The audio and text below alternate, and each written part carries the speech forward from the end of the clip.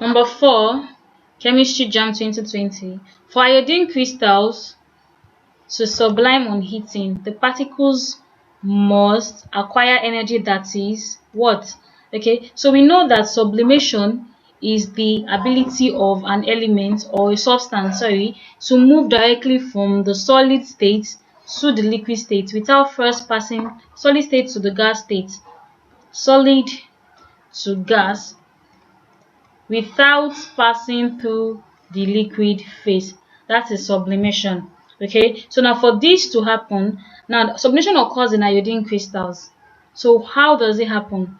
Iodine crystals are held together by van der Waals forces, and we know that van der Waals force is a weak